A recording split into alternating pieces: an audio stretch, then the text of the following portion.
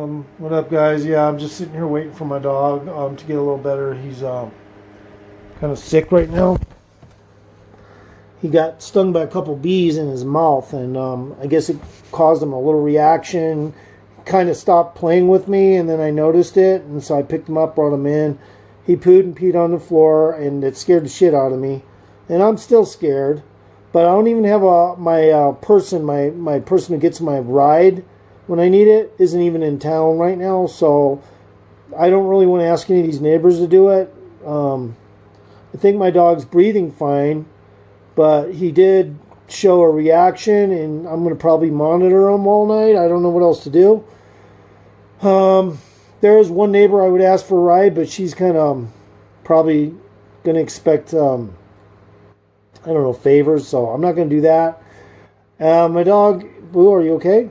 I have to just keep checking on him and make sure he's alert, but yeah, he's, I hope he didn't have any serious conclusive issues in regards to this, and that, this is going to get worse. I tried to get some advice from a brother, and the brother's kind of like, oh, he'll be fine, but he's sleeping, and that brother, he's so fucking lazy, right? So he just said, oh, your dog will be fine. That's the only thing come out of his mouth. But anyway, I don't know if it's his advice I'm taking, but I don't really have an option right now. I mean, technically, I guess if I needed a ride bad enough, I could just call for...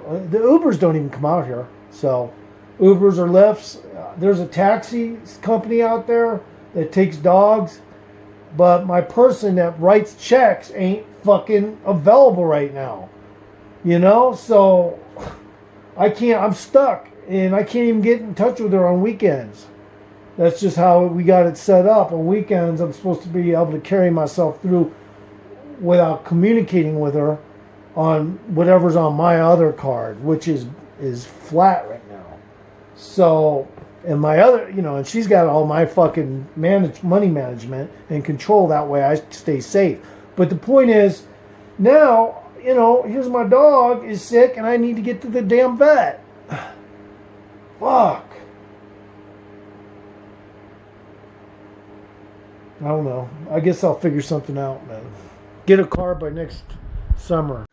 So the vet told me to get some Benadryl, so I rolled down on my scooter. Luckily, my scooter's here, so I could get a little speeded up, treat my dog. I'm out in a rural area. What are you going to do? This is shit that happens. Now I have to train my dog not to touch bees, which is no big deal. He's got a little bit of an edge now because now he knows what it's like to get stung by them, so we'll probably avoid them. But in the meantime, now that's my next goal, because I don't want him going after, like if there were killer bees out here, man, that'd be a big mistake, or any nest of bees.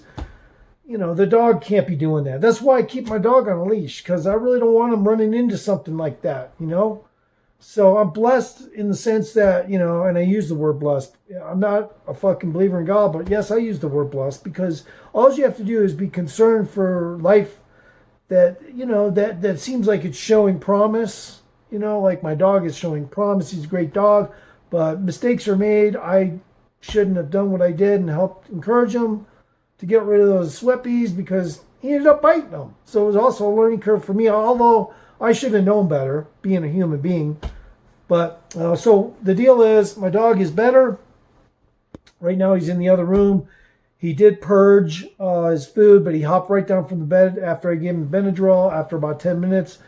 And I'm just going to keep doing that. And as far as the stinger goes, it's only 1 or 2 stings. I'm not too concerned about it. It'll digest inside him.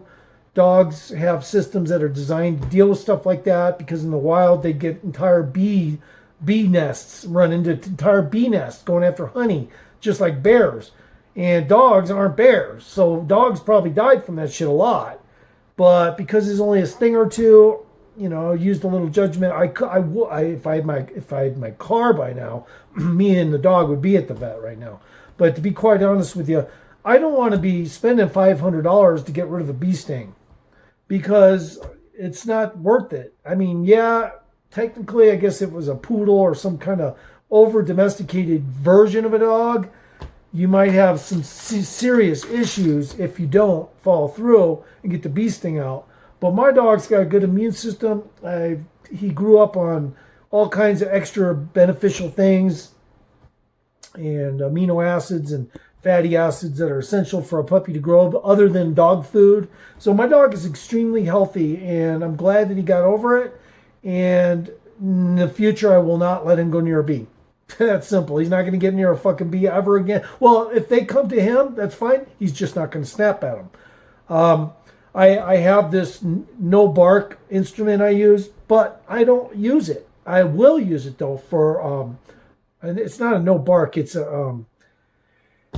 my own technique. Okay, now I don't touch it. I don't touch my dog with it. I just click it, and it's my stun gun. The sound of the electricity is enough to make him stop doing whatever the fuck it is he's doing. It's not because he's been electrocuted that I know of. I mean, he did chew up one of my cords once, and I think it was plugged in too. So maybe he does know a little about electricity because he does react. But you know what? I'll tell you this. I only use it when he's doing something like going after fruit flies or some stupid shit that's wasting his energy and effort. And he could be 20 feet away, and I could click that, and he'll stop doing it. So now I'm going to use that technique to get him to prevent him from going after the bees. Every time I see him go after, snap at a bee or a fly, I'm going to click it. I don't want him fucking going after any of those things ever again. Because he gave me a scare tonight. I'll be honest, I thought that I was literally going to possibly be dealing with a dead dog. Because it's been years since I had a dog, and every dog is different. There's no telling he may have had a severe allergic reaction, anaphylactic shock, and death.